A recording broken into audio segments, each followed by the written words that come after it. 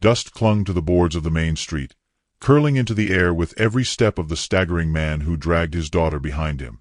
She stumbled, her thin shoes barely holding to her bruised feet, her shawl torn loose as if the town itself meant to strip her of what little dignity remained. Sun beat down without mercy. Faces leaned out from porches and doorways, shopkeepers, card players, women with their washing half-wrung in their hands, all of them watching but none daring to move. Shame makes people still, and this day was thick with it. The man was near 40, his skin blistered red from whiskey and years of heat. His jaw swung loose with curses. "Worthless," he spat, tugging her by the wrist. "A burden to feed. A curse God gave me." She did not cry out, though each yank bent her near to falling. Instead, she fixed her eyes to the ground, letting dust veil her cheeks. Silence was her only shield. A boy of 10 whispered to his sister on the boardwalk, "Why's he dragging her so?" The girl only clutched his hand tighter. Their mother pulled them back into the shade. Even children knew better than to interfere when cruelty strutted bold in daylight. The street widened into its heart, the saloon doors swinging idly, the church bell resting heavy above its steeple, the sheriff leaning on a rail but not stepping forward. The man lifted his daughter's arm high, showing her as if she were cattle, and jeered, "Anyone want her? She eats more than she's worth." Laughter scattered weak and nervous. Some turned away. Others stayed, hungry to see what might unfold. And then, like thunder breaking over dry land, came a voice. "Sell her to me." The crowd hushed. From the far end of the street, astride a black horse tall as the sky, sat a man broad of shoulder and young in years, though weathered as if life had given him little softness. His hat shadowed most of his face, but what showed was solemn, carved hard by sun and labor.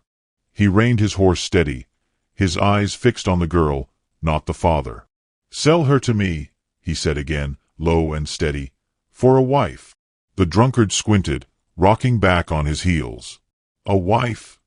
he scoffed. "She ain't worth the title. She's weak. She'll break your back faster than she breaks a plate." He jerked her forward until she stumbled. "But if you've coin, I'll take it. Better she rot on your land than on my porch." The preacher, standing by the hitching post, lowered his head and whispered a verse, words barely carried by the air. "The Lord sets the lonely in families," some heard, most did not. The town preferred spectacle to scripture. The girl dared lift her eyes at last. She saw the horseman's gaze, steady, unflinching, unpitying. He did not look at her the way other men did, with hunger or disdain. He looked as if he were measuring something invisible, some weight she carried that he meant to shoulder with her. It made her chest tighten with fear, for she had never seen such eyes directed her way. The rancher swung a pouch of silver from his belt and let it drop to the dirt with a thud that seemed to echo louder than the bell ever could. "This is fair," he said. "Not for flesh, not for service. For a wife." Coins scattered when the pouch split, rolling across dust like small suns. Children darted forward, but were stopped by mothers' hands. The drunk father bent, snatched a fistful, and laughed, ugly and hollow. "Take her, then. She's yours. You'll regret it by dawn." The girl's knees buckled. The air around her felt too thin, as though the world itself shrank to the size of a needle's eye. A wife. No one had spoken that word with her name near it, except in mockery. She searched for mercy in the faces around her and found none, only curiosity, relief that it was not their daughter.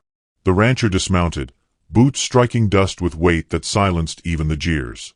He did not rush forward nor touch her. Instead, he stood between her and her father, his body a wall of quiet refusal. His voice came low enough for only the nearest to hear. "No man owns her now. Not even me." The father spat near his boots. "She'll curse you. Mark me. You'll see she's useless." His pockets clinked with the silver he had scooped, and without another glance, he staggered toward the saloon doors, where shadow and drink swallowed him whole. Silence fell again, heavier now, as if the dust itself dared not rise. The girl waited for the blow that always came, the hand across the face, the shove to the ground. But it did not come. Instead, the rancher held the horse's reins loosely, his other hand resting near his side, never reaching for her. He looked at her with that same unwavering gaze, as though the world expected him to speak vows right there in the dust. Yet he said nothing more. The crowd began to scatter, whispers trailing like smoke. He bought her like stock. Who is she to him? What kind of man pays silver for shame? The preacher lingered, watching, eyes sorrowful yet lit with something close to hope. Children peeked from corners, memorizing the sight of a giant bending his silence into shield. The girl swayed where she stood, her wrist raw where her father had gripped.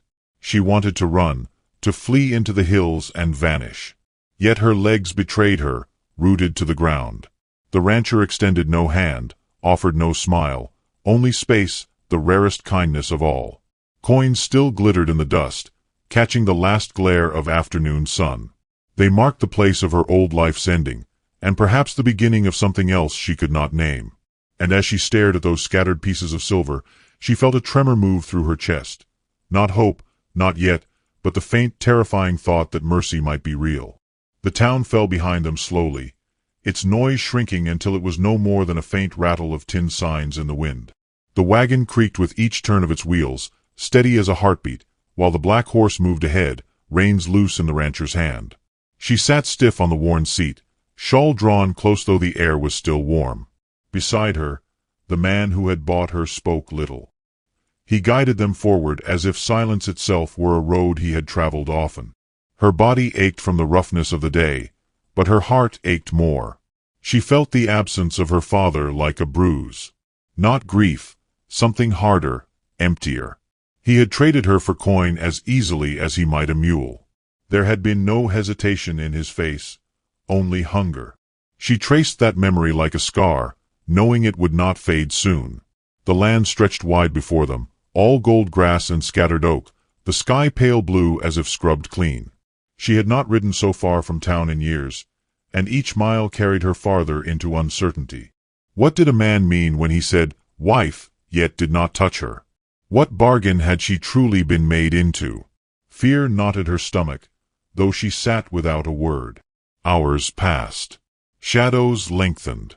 The sound of leather creaking, wheels grinding, and the occasional crow broke the stillness. At last the rancher slowed the horse and drew the wagon beneath a lone cottonwood by a stream. He unhitched the reins and let the animal drink, then returned with a canteen. Without meeting her eyes, he held it out. Her hands trembled as she took it. Cool water met her cracked lips, and she nearly wept at the taste. When she passed it back, she expected some demand in return, but he only nodded once and set it aside. For a long while, neither spoke. She wrapped her arms around herself, listening to the river whisper. Then his voice came, low, almost reluctant. "No man owns you now. Not even me." The words startled her more than a shout would have. She looked at him, searching for mockery, but his gaze was turned to the stream. He did not wait for thanks. He did not demand belief. He simply said it, as one might state that the grass was tall or the sun setting. She said nothing. Words lodged in her throat like stones. Trust was a language she had never learned. Instead, she pulled the shawl tighter and lowered her eyes, though something in her chest stirred, strange, dangerous, too fragile to name. When they set off again, dusk deepened. The wagon wheels stirred dust that glowed amber in the fading light. In the distance, smoke from ranch chimneys rose thin against the horizon. She wondered which belonged to him, wondered if a roof meant safety or another kind of prison. A rider passed them on the trail, a cowboy with a grin half-wicked. He tipped his hat with mock courtesy. "Got yourself a bride or a burden, friend?" His laughter cracked the air, sharp as a whip. Her heart seized. She braced for the rancher's fury, but none came. His hands stayed steady on the reins. Only his eyes flickered, brief as lightning, before the calm returned. The rider, disappointed, spurred off, leaving dust in his wake. She dared glance at the man beside her. He had not answered the insult, not with words or fists. He had simply let it pass, like weather. That unsettled her more than rage would have. Rage she understood. Silence she did not. The road narrowed, climbing into low hills. Night gathered, stars trembling awake one by one. At last the rancher spoke again, his voice almost gentle. "Cabin's near. You'll have a bed. No one will bother you there." A bed. She had not slept in one of her own in years. At her father's, she had lain on floorboards, straw poking through her thin blanket. The thought of a bed stirred both longing and fear. Comfort was dangerous. Comfort could trick the heart into hoping. She asked at last, her voice small, "Why did you do it? Why take me?" He did not answer at once. The wheels groaned, the horse snorted, the world seemed to hold its breath. Then simply, "Because I could not watch him drag you another step." It was not love, nor pity. Just a fact, spoken plain. Yet it pierced deeper than any vow could. Her eyes stung, though she blinked the tears away before they could fall. The wagon crested a rise. Below lay a narrow valley, dark with pines. Nestled at its heart stood a cabin, weathered wood, shutters sagging, smoke curling faint from its chimney. It was not grand. It was not much. But it stood solid against the night, and to her it looked like something close to a miracle. The horse slowed as they descended. The cabin door opened, spilling a slice of lamplight. A woman's shadow crossed the threshold, setting down a pan on the sill, bread cooling. It sent rising warm into the cold air. The sight made her throat tighten. She had not known such homeliness could exist, fragile yet fierce. The rancher halted the wagon before the porch. He climbed down, boots crunching gravel, then turned as if to speak. But before he could, a child's laugh carried faintly from within the cabin, bright, unguarded, a sound that did not belong in her world of dust and fists. Her breath caught. A child. The rancher met her startled gaze, his face unreadable in the lamplight. "You'll understand," he said softly, and offered his hand, not to claim her, but to help her down. Her fingers hovered, unsure, the space between them charged with a weight she could not yet bear. And in that fragile pause, she realized the road had not ended. It had only just begun. The cabin smelled faintly of pine smoke and bread when she stepped inside, her body tense as if even the floorboards might betray her. The lamplight glowed warm against rough-hewn walls, shadows stretching long across the room. A table stood at the center, plain and scarred, with 2 chairs on either side. It was a humble space, yet compared to the silence of her father's house, it felt almost unbearable in its gentleness. She stood uncertain, clutching her shawl. The rancher set down his hat on a peg, moving with quiet efficiency, as though every gesture was weighed and careful. He did not tell her where to sit or what to do. He simply gave her room to breathe. That in itself felt strange, like standing in air too clean to draw. Then a sound pierced the stillness, a small laugh, high and bright. She startled, spinning toward the corner where a boy of 6 sat cross-legged on a rug. His hair was dark as coal, his cheeks ruddy from the fire's warmth. A wooden horse toy stood before him, battered but treasured, its paint faded to a memory of color. The boy stared at her with unblinking curiosity. "Are you my new ma?" he asked. Her breath caught. The words struck harder than any blow. She opened her mouth, but nothing came. She was no one's mother, no one's wife. She was a cast-off, a purchase. Shame heated her skin, and she looked to the rancher for rescue. The man's voice was low, steady. "She's family," he told the boy. "That's enough." The child nodded solemnly, as though that answer settled the world. He returned to his toy, humming softly to himself. She sank into a chair without meaning to, her knees weak. Family. That word had been foreign to her lips for so long, it might as well have belonged to another tongue. Yet here it was, placed in the air with such certainty that she almost reached for it. Almost. The rancher fetched bread from the sill and set it on the table. He cut thick slices, laying one before her. She hesitated, the weight of old lessons heavy. Food was always earned, food was always withheld. But his eyes were not her father's. There was no threat, no bargain. So, with trembling fingers, she lifted the slice to her lips. The taste undid her. It was simple, rough bread, yet it carried warmth that sank into her chest. She ate slowly, fighting tears that wanted to fall. He watched but said nothing. His silence was not emptiness. It was space, and in that space, she felt both exposed and strangely safe. Later, when the boy climbed onto his uncle's knee and fell asleep against his chest, she saw the rancher's rough hands cradle the small body with a tenderness that startled her. These were hands scarred from rope and branding iron, yet they held the child as if he were spun glass. She found herself staring, unable to turn away.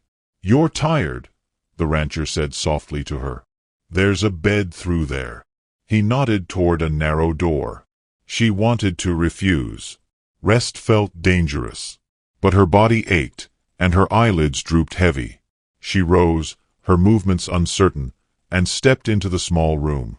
A quilt lay spread across a narrow frame, patched with mismatched colors. She touched it as though it might vanish. For a long moment she stood in the doorway, watching as the rancher lifted the boy and carried him to a small cot by the hearth. He tucked him in with a gentleness that hollowed her chest. She had never known such care, never seen it given so freely. She lay on the bed, the quilt rough beneath her hands, and stared at the ceiling beams. Sleep did not come easily. Each creak of the cabin, each shift of the wind outside, reminded her she was in a stranger's home, bound by words she did not yet understand. Yet the memory of the boy's question echoed within her. "Are you my new ma?" She pressed her palms to her eyes. She could not be that. She did not know how. Her life had been nothing but endurance, not nurture. But even as she tried to silence the thought, she felt the warmth of the bread in her belly, the echo of the rancher's words lingering in her ears. She's family. That's enough. When she finally drifted into restless dreams, she saw silver coins scattered across dust, a father's hand releasing her, and a stranger's voice choosing her without demand. The night deepened, carrying the hush of pine boughs against the roof. Somewhere beyond the hills, coyotes sang, their cries sharp and lonesome. She woke once, heart racing, and thought she heard the rancher speaking softly to the boy in the other room. She could not make out the words, only the tone, firm yet tender, the sound of steadiness she had never known. She lay still, clutching the quilt, wondering if a heart broken from birth could ever learn the shape of belonging. Morning would come soon, with it the weight of chores, the gaze of strangers, the truth of what she now was. But for now, in the quiet glow of the cabin, with a child's laughter still faint in her ears, she allowed herself the smallest, most dangerous of mercies. She allowed herself to believe she was safe. And that belief, fragile as glass, threatened to change everything. The first Sunday she walked into town with him, whispers stirred before her boots touched the church steps. Women in pressed calico turned their heads, mouths tightening like purses bound too tight. Men leaned against fence rails, spitting tobacco, their eyes weighing her as though she were still on auction block. She felt their judgment in the shift of shoulders, in the way conversations ceased when she passed. She kept her shawl close, her gaze low. The rancher at her side did not change stride, though she saw how his jaw clenched, how his silence thickened like storm air. The boy skipped ahead, his wooden horse tucked beneath his arm, oblivious to the barbs tossed in hushed tones. Bought and paid, a drunkard's daughter, no better than cattle. Inside the church, the preacher welcomed them with a measured nod, though his eyes softened when they landed on her. He raised scripture in a voice calm and firm. The Lord does not look at the outward appearance, but the heart. The words soothed her for a moment, but the weight of stares pressed heavier than any sermon could lift. After service, outside in the sun, a woman in a fine bonnet leaned toward her neighbor. Imagine calling her wife. As if a coin purse can make a lady. The whisper was meant to sting, and it did. Shame crawled over her skin like ants. She wanted to flee, to vanish into the dust. The rancher's hand brushed hers, light, steady. He said nothing, only guided her toward the wagon. That silence steadied her more than any defense might have. Yet as the wheels rolled them homeward, she stared at her lap, her chest aching. "They're right," she whispered at last. His brow furrowed. "About what?" "I'm not a wife. Not the kind a man should stand beside. They see it plain." He held the reins loosely, his eyes fixed on the horizon. "Let them see what they will. They've never tilled a field till their hands bled. They've never lost more than supper to hunger. Their judgments are wind. I don't live by wind." His words were steady, but her heart twisted. It was not enough to quiet the echo of the town's laughter. That night, after the boy was asleep, she scrubbed the floor until her hands stung raw. She wanted to earn her place, to prove she was worth the bread she ate. When he found her there, knees on wood, he said softly, "You don't need to bleed to stay." She met his eyes, frustration spilling sharp. "Don't you see? They'll never stop. They'll say you deserve better. They'll offer you someone else, prettier, younger, whole." His gaze did not waver. "I've known hunger too long to turn away food because someone else calls it plain. And I've known what it is to be looked past. I'll not do the same to you." The words should have comforted her. Instead, they ached, because she could not yet believe them. In her heart, doubt gnawed like a rat. Days passed. The boy's laughter filled the cabin, but outside its walls, cruelty lingered. In the mercantile, women clutched their daughters closer when she passed. Men chuckled near the barrels of nails, speaking loud enough for her to hear, "Silver's a high price for shame." She lowered her head, shoulders shrinking inward. Once, when she brought eggs to trade, the shopkeeper weighed them slow, his eyes narrowing. "Tell your husband next time he should come himself." Her cheeks burned. She left without answering, but tears stung her eyes as she climbed into the wagon. The boy reached for her hand, small and sticky with sugar, and whispered, "Don't cry. You're my family." The simplicity of his words pierced deeper than all the townsfolk's scorn. Still, she considered leaving. At night she folded her shawl, placed it by the door, imagining slipping away before dawn. Better to spare him shame. Better to vanish than be the burden everyone called her. Yet each time, the child's soft breath as he slept anchored her in place. The turning came on a night heavy with thunder. Rain lashed against the cabin walls, wind howling through chinks. Lightning flared, casting the rancher's face in stark relief as he barred the shutters. She sat by the fire, trembling not from storm but from the storm within. He came to her then, crouching low, his eyes level with hers. "If the world shuns you, let it. My home will not." Her throat tightened. "Why?" she whispered. "Because I choose it so. Because I've seen the worth of things others throw away." His voice was not fiery, not pleading. It was firm as stone, quiet as rain. For the first time, she let herself look fully into his eyes. What she saw there was not pity, not hunger, but something harder, steadier, a vow made without words. The storm raged on, but the fire between them held steady. She did not speak again, only sat with him as the night thundered outside, her heart pounding to a rhythm she had never known. And when dawn came, pale light breaking through cracks in the shutters, she rose with the weight of a choice pressing heavy, whether to believe that such shelter could be hers, or whether to slip away before it broke her heart to trust. Snow fell soft as ash over the valley, muffling every sound until even the world's cruelties seemed hushed. The cabin windows glowed amber against the white, smoke curling from the chimney like a signal to no one but the sky.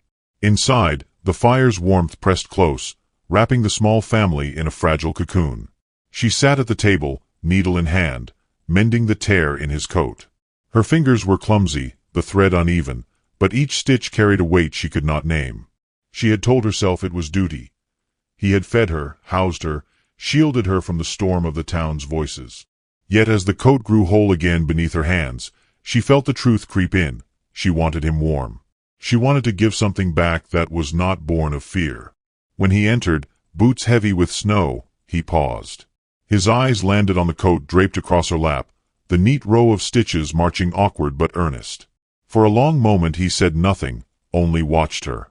Then he reached out, lifting the coat with rough fingers, tracing the thread as if it were gold. He did not thank her. He did not need to. The gratitude lay thick in his silence. The boy clattered in from the other room, cheeks flushed from pressing his nose to the cold window. "It's snowing," he cried, breathless. He tugged at her skirt. "Come see." She rose, and together they peered out into the night, flakes tumbling like blessings over the dark pines. The boy laughed, pressing his small hand into hers, the heat of it burning through the chill. At supper, the rancher set before them a pot of spaghetti, noodles soft and tangled, a meal bought from town at no small cost. The dish was humble, yet to her it felt sacred, a feast meant to seal something unnamed. They ate in quiet, the boy slurping happily, her heart aching at the ordinariness of it. Ordinary had always been the dream she never dared confess. She looked across the table. His eyes caught hers, steady, unguarded. She swallowed, then whispered, "I thought love had to be loud. Turns out, it's quiet." His mouth curved, not a smile, not fully, but something softer, fleeting. "Quiet lasts longer," he said. The words nestled in her chest like embers. In the days that followed, whispers in town shifted. A neighbor's wife took ill in the middle of a snowstorm, and it was she who went, shawl wrapped tight, to help bring the child into the world. She had no training, only instinct and steady hands, but she stayed through the night, praying under her breath, whispering words her mother once spoke over her cradle. When the newborn's cries split the air, the family wept, and for the first time in her life, eyes looked at her not with scorn, but with gratitude. News traveled faster than snowmelt. Where once they muttered bought like cattle, now they said the one who saved the neighbor's child. Respect did not erase the scars, but it grew like moss over stone, softening the sharp edges. Still, doubt lingered. Alone one evening, she asked the rancher, "Do you ever wish you had chosen different? Someone the town would praise." He set down the knife he was sharpening, meeting her gaze without hesitation. "No," the word was simple, final, unadorned. "What I have is enough. Enough." The word broke her more than any cruelty ever had, because it was not about what she gave, it was about what he chose to see. That night, as the boy dozed with his wooden horse clutched to his chest, she sat at the table long after the fire dimmed. The silence was thick, but no longer heavy. She turned her face toward him, the man who had traded silver for her shame and given her back her name instead. "I'll stay," she said softly, the vow slipping out like breath. He looked at her, not startled, not triumphant, only steady, as though he had known she would come to it in her own time. His nod was small, but his eyes burned with a warmth that lit her from within. Outside, snow piled against the door, sealing them in. Inside, the boy stirred, rolling over in his sleep, his hand slipping onto the edge of her skirt. She covered it gently with her own. The rancher's gaze lingered on that simple gesture. He said nothing, but in his silence lay the promise of all things she once thought beyond reach. And as the last flame in the hearth sank to ember, she realized home was not a place built by walls or coin. It was built by the smallest kindness, a coat mended by trembling hands, a child's laugh echoing through wooden beams, a supper shared without fear. It wasn't a mansion, or a wedding, or a promise made loud. It was spaghetti on a wooden table, and the way she looked at him when she thought he wasn't watching. And maybe, just maybe, that was how homes were made, one small kindness at a time. Which city are you watching our video from? Please leave a comment. Please subscribe to the channel as well. Thank you.